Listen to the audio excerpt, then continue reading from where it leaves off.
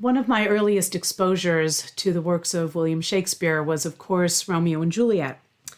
And in Act 2, Scene 2, Romeo so famously says, "What's in a name?" Well, in that notion, what's in a name? Lots. In our Bible, names can mean so much.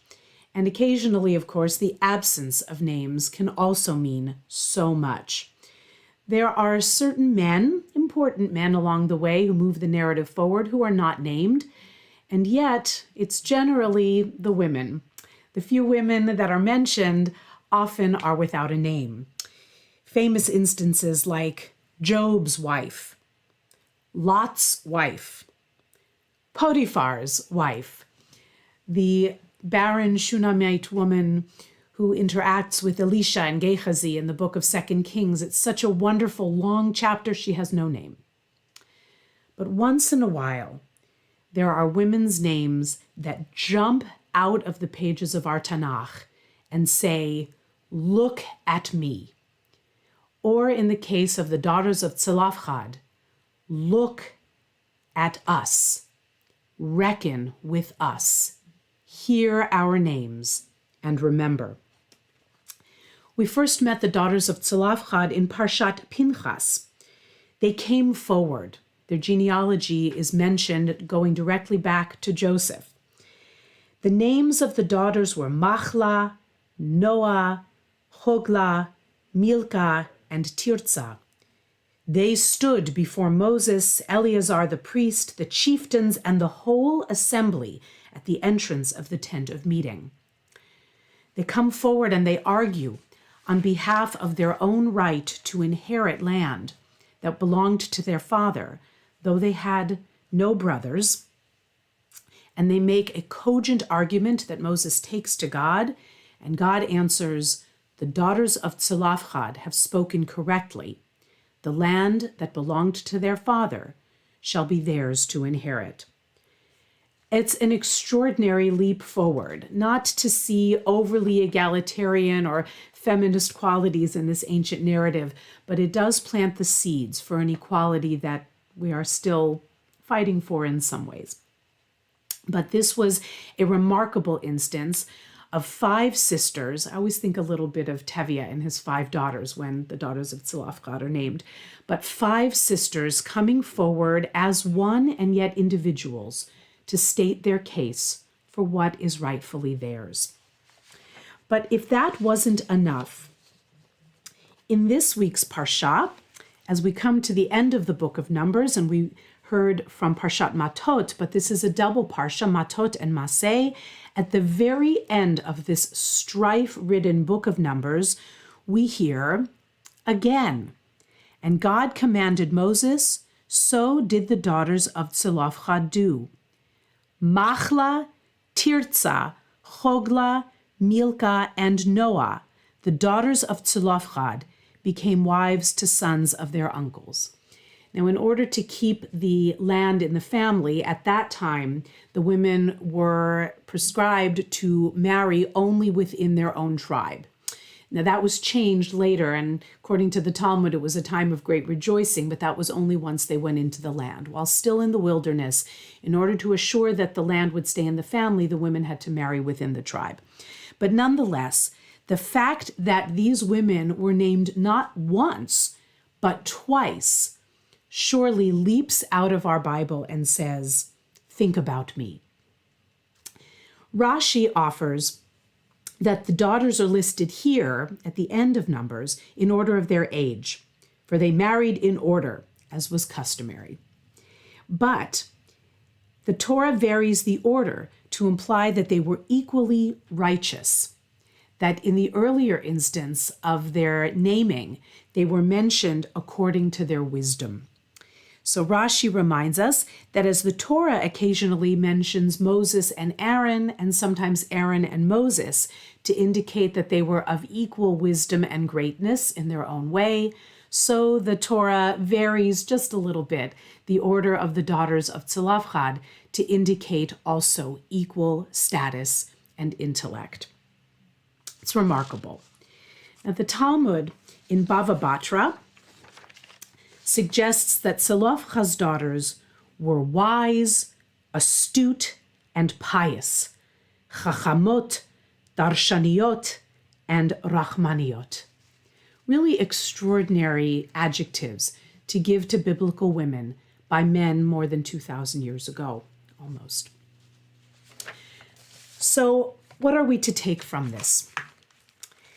The names of Zelophehad's daughters, though they can be interpreted a little bit differently depending on which daughter we're speaking of, but one lovely explanation suggests that, taken as a whole, the daughters' names indicate initiative, action.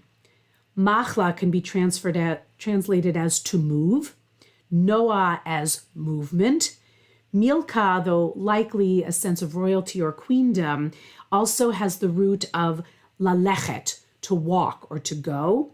Tirza can suggest larutz, to run, and hogla, a sense of circling or dancing. Moving, walking, running, circling, dancing, these are action-related names. Names that when we hear them, we may be ourselves inspired to move.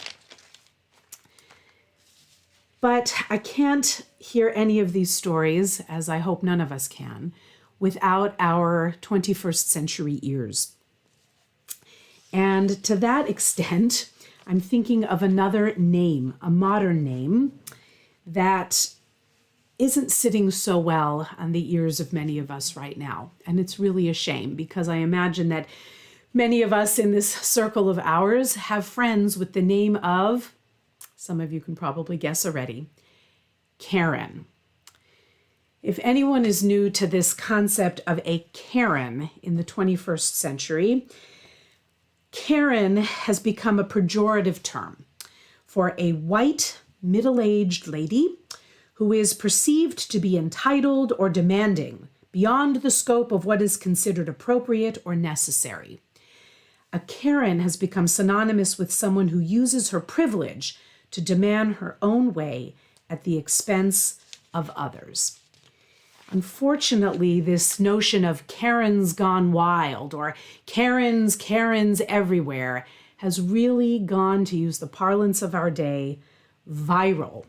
There are videos and memes, uncountable and aplenty, of white women of a certain age, often bearing a short, similar bobbed kind of a haircut, just losing it, if you will, at people whom they perceived themselves have gone too far. This is the woman in the restaurant or the store who is demanding to see the manager.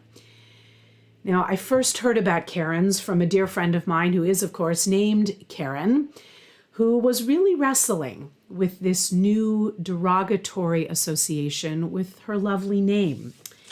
Where the name Karen comes from is a little bit uncertain. A couple of traditions claim the name Karen. The most common origin I found was that it's either a Scandinavian or German name, representing people with high verbal expression. They are very often understanding, they have high intuition, they are charismatic and kind-hearted. They are innovative, dynamic, often supportive and understanding, kind, sympathetic, generous, helpful, direct, and confident. They may also be likely to be stubborn and dominant. In other words, Karens are as complex and as interesting as any of us. But that's the name that has been given to this particular kind of woman in our age. And it is not a stretch to immediately note really how sexist, how racist, and how ageist this notion of being a Karen is. Now, I wouldn't have thought it was that widespread except for an experience last week at my local Ralph's supermarket.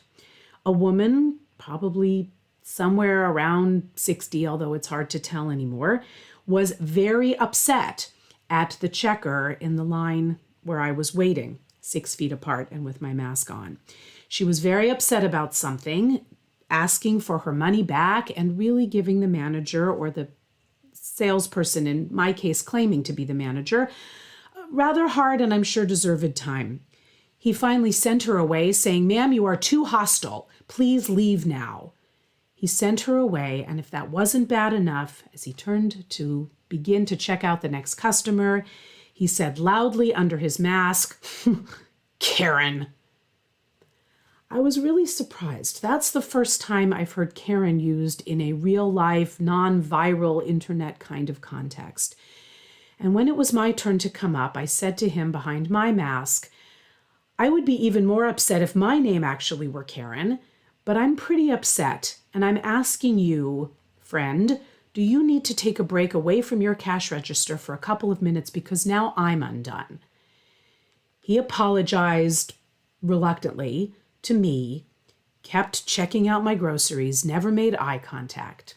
And I will tell you that all of my husband's and my attempts to reach someone at Ralph's Corporate have gone unreturned. Emails and calls and a big silence. Since that gentleman was claiming to be the manager that day, there was no one for me to risk being called a Karen and asking to see the manager. This isn't okay. There is so much name-calling and correct claiming and also disavowing of names in our time. It's a strange phenomenon, and it's unsettling. Deeply so. It concerns me that legitimate complaints and reckonings won't happen out of fear of reprisal or being subject to being called worse than a Karen. This isn't all right, and we all know it isn't okay. There is so much churning right now, and to co-opt a lovely name like Karen, to ascribe it to a whole group of people, really needs to be dialed back a few. Now, my friends who are named Karen say it's all right. They're zen about it to an extent, but I can't help but think that somewhere deep down inside, that's gotta hurt pretty deeply. To label members of certain racial or gender groups or age groups by any name and ridiculing them for their behavior really is dehumanizing and delegitimizing. It's precisely the opposite of what our Torah did when it names these amazing initiative-taking daughters of Zelophehad. It evinces the opposite of empathy and charity by failing to consider people, however flawed and foolish they may be, as individuals with their own story and their own suffering. Rabbi Silvina Chemin says that the achievement of Zelophehad's daughters was a landmark in women's rights regarding the inheritance of land from those days till now. But in addition, the story of these 5 women offers a compelling lesson for all of those who believe that their destiny is fixed or that divine justice has abandoned them. The story of the daughters of Zelophehad encourages us to think differently and provides a message of hope for all those faced with obstacles. The most important legacy of Zelophehad's daughters is their call to us to take hold of life with our own hands, to move from the place that others have given us or that we have decided to keep because we feel immobile, and to walk even into the most holy center of power where nobody else seems able or willing or courageous enough to go. One article I read suggested that perhaps we should all be Karens. Well, given the negative connotations, I'm not so sure about that. But when we hold on to the legacy of Machla, Noah, Milka, Tirza, and Chogla, maybe we could, for just a little while, and maybe going on into a future we are writing as we go, maybe we could all be like the daughters of Zelophehad. Shabbat Shalom.